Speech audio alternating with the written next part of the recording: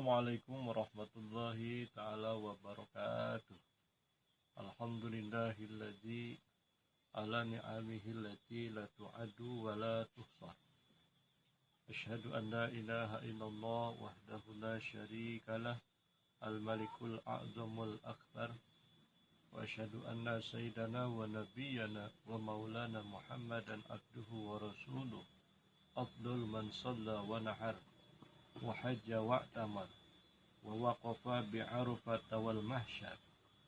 Allahumma shalli wa sallim ala sayyidina Muhammadin wa ala alihi wa sahbihi alladzina azhaba anhum rijha wa tahar. Amma ba'du. Faqad qala Allah ta'ala fil Qur'anil azim wa huwa asdaqul qailin. A'udzu billahi minasy syaithanir rajim. Bismillahirrahmanirrahim. Qala ya bunayya inni ara fil manami anni azbahuka fanzur madza tara. Qala ya abati if'al ma tu'maru satajiduni insyaallahu minas sabirin. Wa qala Nabi Muhammad sallallahu alaihi wasallam man kana lahu sa'atun falam yudahi falyamut insya'a yahudiyan aw nasraniyan. Wa fi riwayatin fala yuqarribanna musalla. Sadaqallahul azim wa sadaqa rasuluhun nabiyul karim wa nahnu ala dzalika minasy syahidin wa syakirin walhamdulillahi rabbil alamin. Hadirin kaum muslimin yang berbahagia, bertemu lagi dalam kesempatan kali ini bersama saya dalam channel YouTube yang alhamdulillah pada hari ini yang berbahagia kita semua masih diberikan umur panjang, sehat walafiat, serta masih diberikan nikmat taufik dan hidayah, sehingga kita alhamdulillah pada hari ini masih bisa melanjutkan aktivitas kita sehari-hari serta menjalankan ibadah yang Allah wajibkan kepada kita semua dan sunnah-sunnah baginda Kangjeng Nabi besar Muhammad sallallahu alaihi wasallam. Pada kesempatan kali ini izinkan saya sekelumit membahas mengenai tentang amalan yang Allah cintai pada hari raya Idul Adha, yaitu Allah Subhanahu wa taala telah berfirman di dalam kitab suci Al-Qur'an, qala ya bunayya inni ara fil manami anni azbahuka fanzur madza tara. Qala ya abati if'al ma tu'maru satajiduni insyaallahu minas sabirin. Yang artinya telah berkata Nabi Ibrahim, ya bunayya wahai anak, ini arafil manami, saya telah bermimpi di dalam tidur, anni azbahuka fanzur madza tara, saya menyembelihmu, fanzur madza tara, maka pikirkanlah apa pendapatmu. Qala if'al ma tu'maru satajiduni insyaallahu minas sabirin. Lalu Nabi Ismail menjawab, if'al, kerjakanlah, ma tu'maru, apa yang telah diperintahkan kepadamu, satajiduni insyaallahu minas sabirin, maka engkau akan mendapatiku termasuk orang-orang yang bersabar. Maka dari ayat ini kita bisa ambil kesimpulan bahwa dengan adanya Nabi Ibrahim mendapat perintah dari Allah Subhanahu wa taala di dalam mimpinya untuk menyembelih sang anaknya Nabi Ismail alaihi salam, maka disinilah datang perintah kurban dari Allah Subhanahu wa taala. Sebagaimana telah diketahui dalam sejarah, Nabi Ibrahim adalah nabi yang kaya raya, nabi yang begitu banyak sekali menyedekahkan hartanya untuk kepentingan fakir miskin. Nabi Ibrahim itu mempunyai kambing yang tidak sedikit, banyak sekali, sehingga sekali berkurban, menyembelih kambing lalu disedekahkan untuk fakir miskin itu dengan jumlah yang banyak. Sehingga ada salah satu pelayan dari Nabi Ibrahim memuji beliau. Kata pelayan, wahai tuanku Ibrahim, engkau begitu hebat, engkau begitu dermawan. Sekali menyembelih kambing seratusan kambing kau sedekahkan untuk fakir miskin.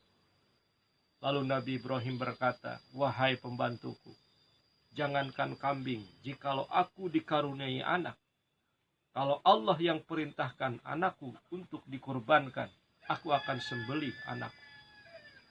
Maka dengan perkataan Nabi Ibrahim ini, Allah Subhanahu wa Ta'ala menagih janji Nabi Ibrahim. Setelah berlalu sekian tahun, Nabi Ibrahim lalu dikaruniai anak bernama Nabi Ismail. Nabi Ismail tumbuh menjadi anak yang begitu lucu, anak yang begitu menawan, anak yang begitu sehat jasmani dan badannya, sehingga menjadi anak kesayangan bagi Nabi Ibrahim dan ibunya. Maka pada satu malam Nabi Ibrahim mendapatkan perintah dari Allah Subhanahu wa Ta'ala agar menyembelih anaknya Nabi Ismail alaihissalam.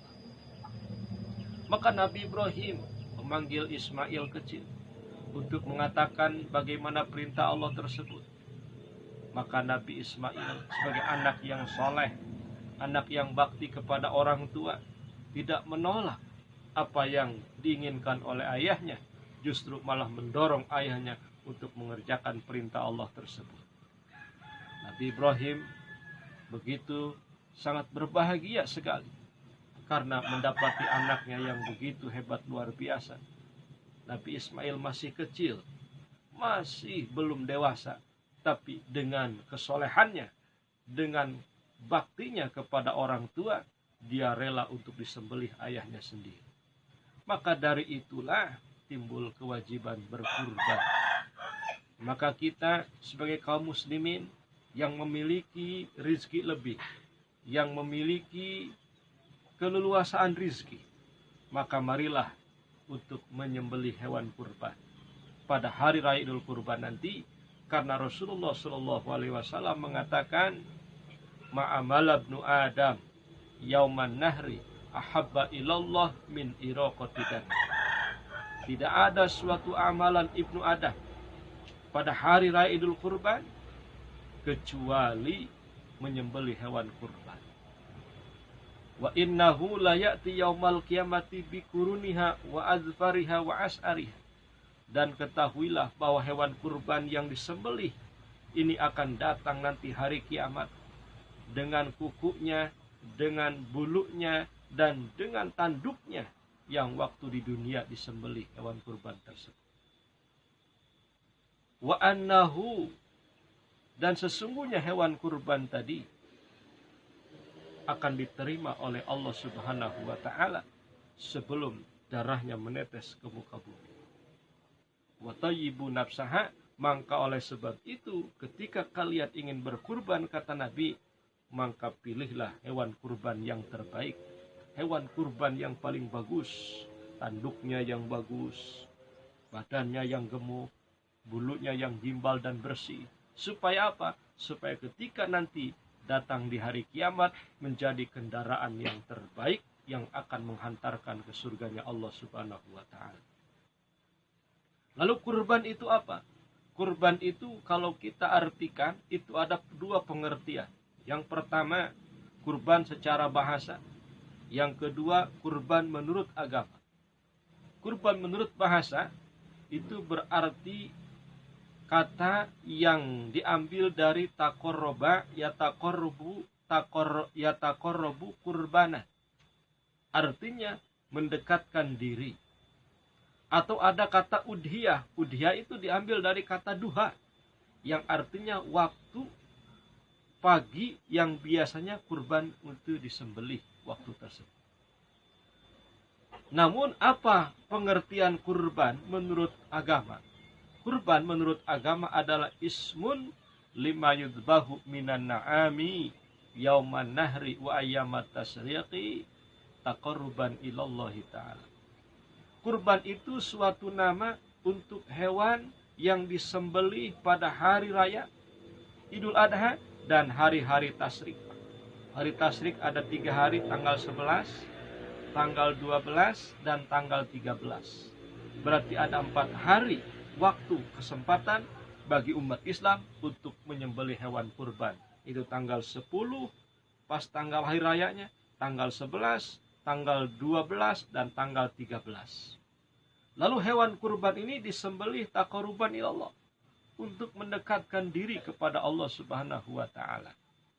Maka ayolah kepada seluruh kaum muslimin di belahan manapun yang memiliki keleluasaan rizki, memiliki rizki lebih, bisa untuk membeli hewan kurban, maka segeralah membeli hewan kurban untuk disembelih nanti pada hari raya Idul Kurban, karena itu amalan yang Allah paling cintai pada hari tersebut. Dan Rasulullah SAW mengancam kepada orang yang mampu membeli hewan kurban tapi dia tidak mau berkurban, atau sayang kepada harta yang dia miliki sehingga dia enggan menyembelih hewan kurban pada hari raya. Rasulullah mengatakan, man kana lahu sa'atun falam yudahi falyamut insa'a yahudian aw nasraniyan. Barang siapa yang memiliki keleluasaan rizki, dia mampu membeli hewan kurban, tapi dia tidak mau berkurban pada hari raya Idul Kurban, maka dia mati silahkan dalam keadaan Yahudi atau Nasrani.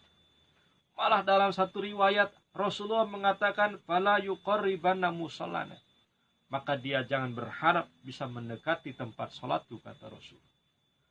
Maka oleh itu, marilah untuk segenap kaum muslimin wal muslimat dimanapun berada, yang memiliki keleluasaan rizki, yang memiliki rizki lebih, mampu untuk membeli hewan kurban, segeralah membeli hewan kurban, karena waktu masih lama, karena waktu masih banyak, dan segeralah nanti pada hari raya Idul Kurban untuk disembelih dan dagingnya dibagikan untuk kepada fakir miskin.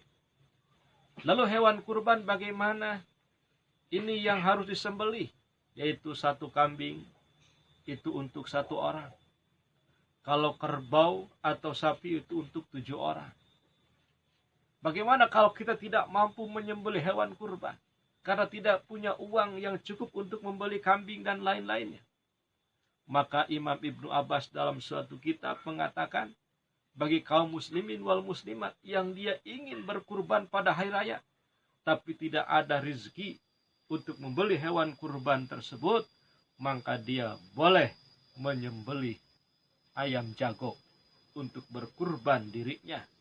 Niatkan ingin mendekatkan diri kepada Allah, sembelihlah ayam jago tersebut, kemudian dagingnya disedekahkan kepada fakir miskin. Maka itu pun cukup, kata Imam Ibnu Abbas, bagi orang yang fakir atau yang miskin yang tidak mampu untuk membeli hewan kurban, maka dia cukup menyembelih ayam jago. Tapi bagi orang yang mampu, bagi orang yang bisa membeli hewan kurban, maka itu harus membeli seekor kambing atau sapi untuk 7 orang, atau kerbau juga untuk 7 orang. Mudah-mudahan dengan apa yang saya sampaikan pada hari ini bermanfaat, khususnya bagi saya, umumnya bagi kaum muslimin wal muslimat. Mohon maaf atas segala kekurangan dan kesalahan dari saya. Itulah sekelumit tentang bagaimana amalan yang Allah cintai pada hari raya Idul Kurban. Semoga kita semua bisa mengamalkannya. Amin ya Allah ya Rabbal Alamin. Khutbah sopa wa dama qadar. Assalamualaikum warahmatullahi ta'ala wabarakatuh.